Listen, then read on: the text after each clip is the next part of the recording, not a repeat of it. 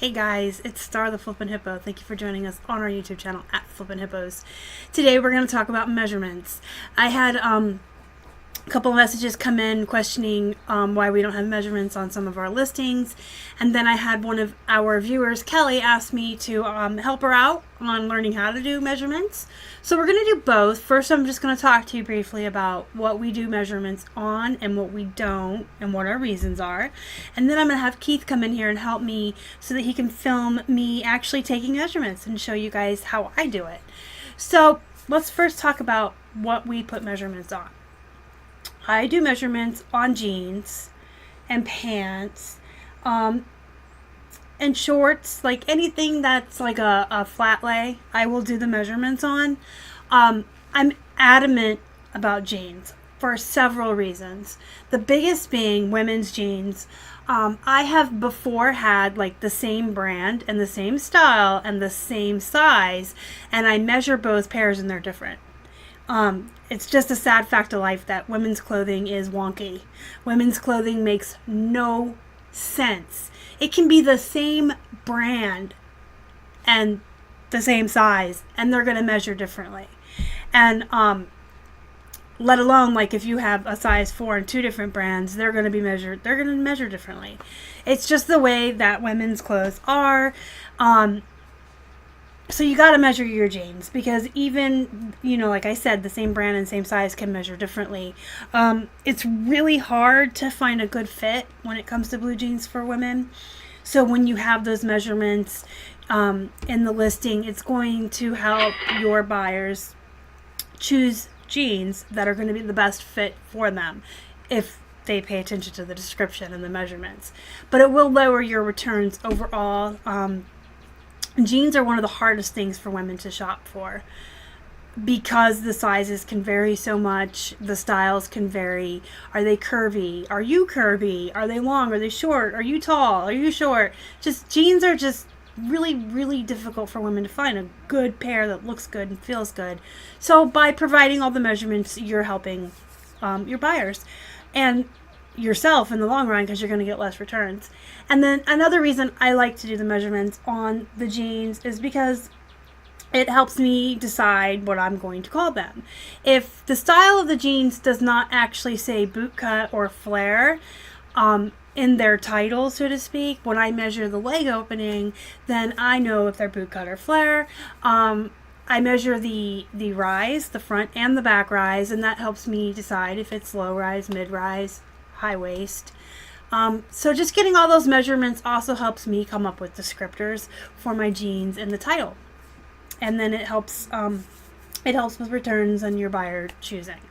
Now, we stopped doing measurements on men's shirts a long time ago, and it was just because of the time it saves us. Our business model is based on volume. So we have a lot of listings and we send a lot of packages out every day. And in order to have a volume-based store, you have to be as efficient as you can and listing as much as you can every day. Keith does all of our men's shirts. He does still work outside of the house full-time. And so by not doing the measurements, he's able to continue to list 20 items a day. Now, if he had to measure each item, he would only be able to get like 10 items up a day. So he can get 20 up a day. We just kind of feel like with men's clothing, there's not as many variables between the brands and the sizes. If it's an extra large is what you're going to get. Men's clothing isn't as weird as women's. Men aren't as picky. Men kind of know their size better. And it's mostly shirts and things that we sell for men. We do have shorts and things, but I do those as flat lays and I do measurements on those. So I'm just talking about like men's button front shirts and men's sweater vests and men's t-shirts, those sorts of things. Keith lists solely that he's the only one of us that touches those, and he does about 20 a day outside of working outside of the home. And like I said, if he included the measurements, he would be listing less.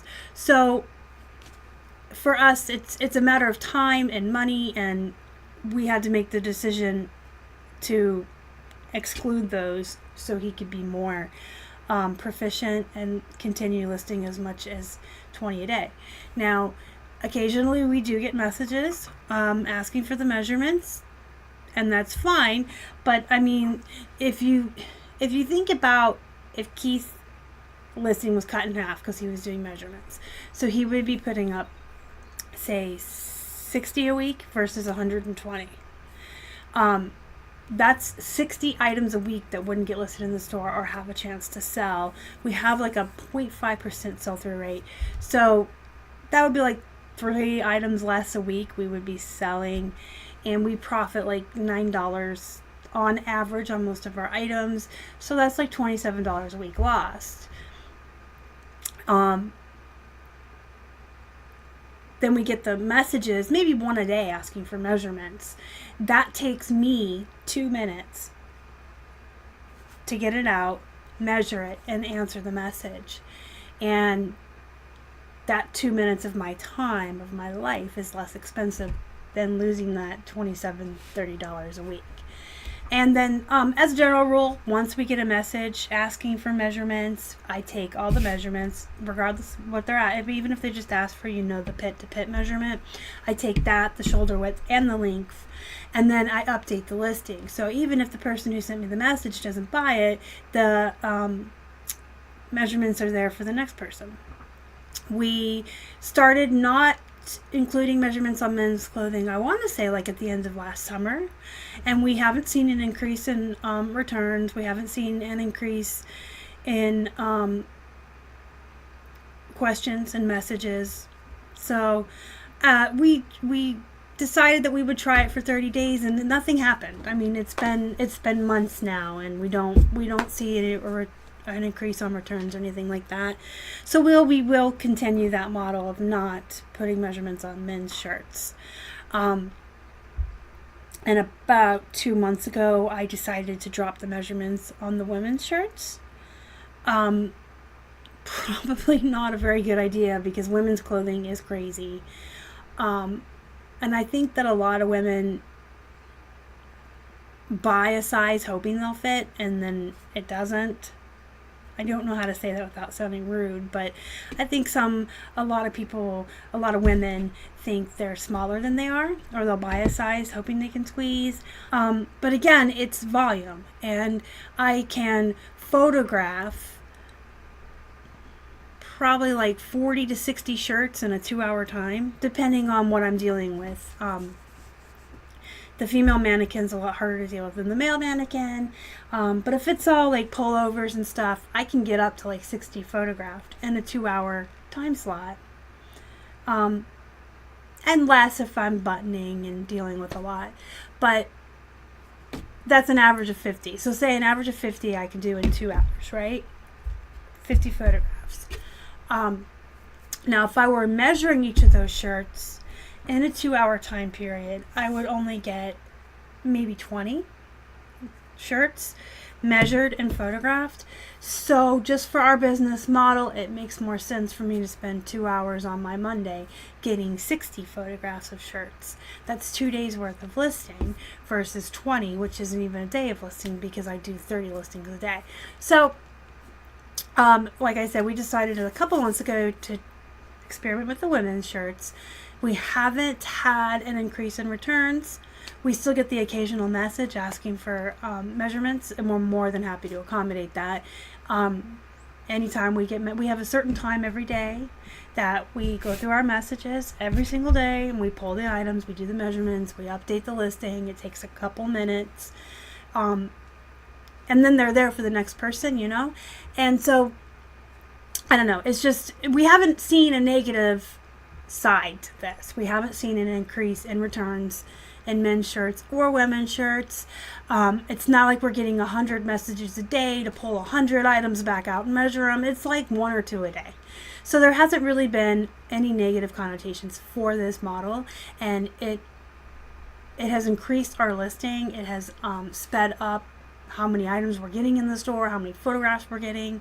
It has increased our productivity overall. So we will continue this business model until we don't. I mean, if we ever saw that we're getting twice as many returns or something, then we would go back to measuring. But for right now, it's working for us. And like I said, the only thing I won't even experiment. Jeans, I will always put measurements on. There's just too many variables with blue jeans. So that is what we do and our reasons behind it. So I'm going to go ahead and go get Keith and have him come in here, and I'm going to show you how I do measurements on shirts and jeans. And I think that's all I really need to show you is just one shirt and one pair of jeans, and you kind of get the gist.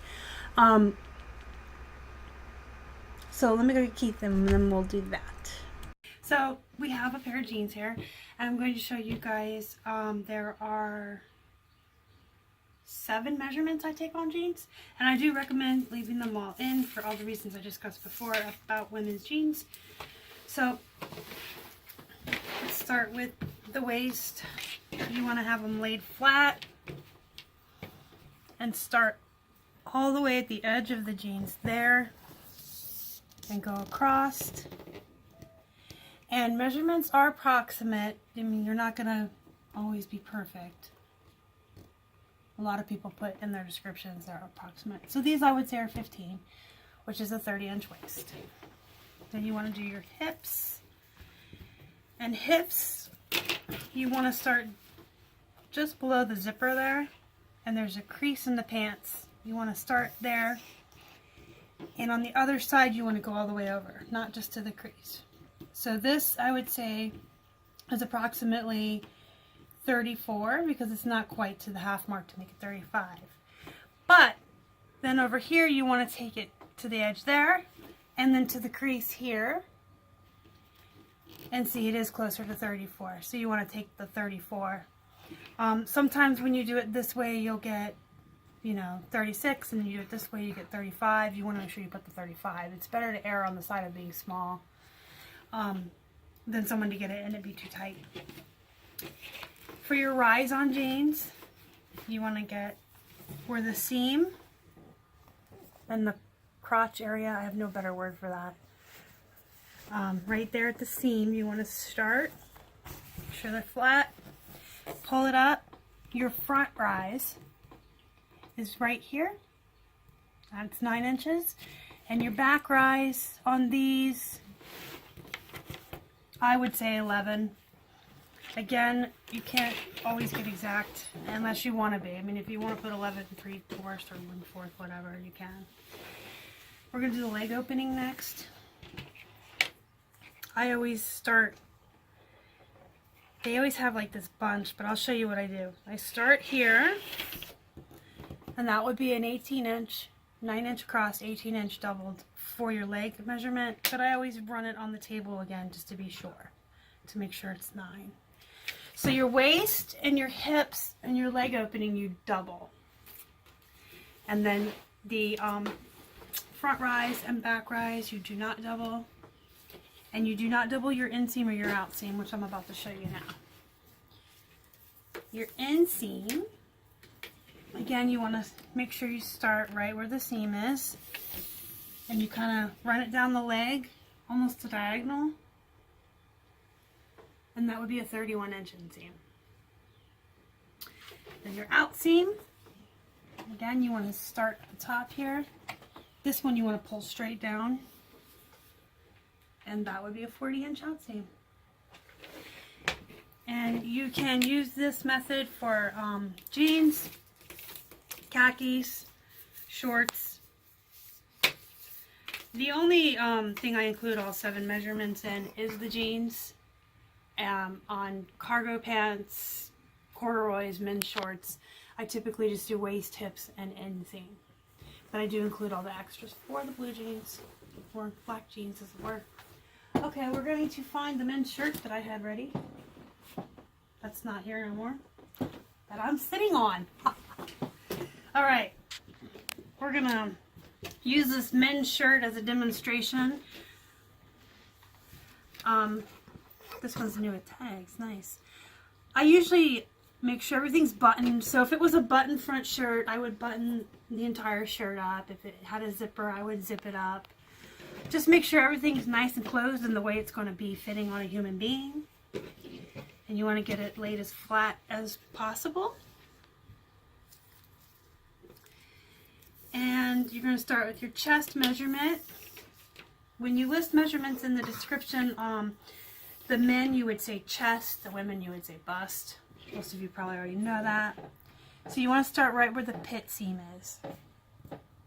There's a seam where the pit and then the shirt meet, and run it as straight as you can to the other seam. That's a 22. This is one that you would double. This is a 44-inch chest. Now this next one is not a common one. I know a lot of people don't include it, but I like to because some men are more broad-shouldered than others. Women too, I guess. So there's a seam right here where the sleeve meets the shirt. You just want to run straight across to the other one. That's an 18-inch shoulder width. I don't double that one. Now we're going to get the length, and so I would turn it this way. I do all my measurements sitting down, and so I've learned how to accommodate moving the clothing around on the table because of my bad back. So again, you just want to get it as flat and nice as you can. And right here, most of your tags on most shirts are going to be farther up. But where the back seam is by the collar, you want to start there and run it down. This one would be 29 inches. It's a little more, but again, 29. And then if you want to include this, you can. I've seen that some people do. You can do 31. So you would put in your listing 29 from the tag to the bottom and then 31 inches from the top of the collar. I just do this one. And if it were long sleeve, I would measure the sleeves, especially like on dress shirts for men. You want to get the sleeves. So this isn't a long sleeve, but you can see the gist. There's a seam, obviously, where the sleeve will meet the shirt, and you start there and you run it diagonal, kind of like when you do the inseam on pants. And this one is approximately 10, and of course if it was a long sleeve it would be down here. So you would measure women's shirts the same as I just showed you on this men's shirt. You can do hoodies, jackets, sweatshirts, blazers, anything that's a top, they're all going to measure basically the same. And anything that's a bottom is all going to measure basically the same. Okay guys, so I hope that helped you out a little bit to see how I do measurements. When I first started doing the reselling, I went online and I Googled and I researched how to do measurements because I didn't know how. So I had to learn, and I looked at a lot of different websites, I watched YouTube videos, and taught myself, and so this is how I do it. Now if you think I'm doing it wrong or you saw something that I did wrong, let me know in the comments. I am self-taught, so you know, before I was a reseller I didn't know anything about clothes. I am, as I've said before, hashtag fashion dumb. So if you think I'm doing something wrong or you do it differently than me, let me know in the comments. If you like this video, do me a favor and smash that like button down below if you haven't already and you would like to. Please subscribe to our channel and help us feed a hungry hippo. You can find us on Instagram, Facebook, and Twitter. We are at Flippin' Hippos. Until next time, you guys have a good night.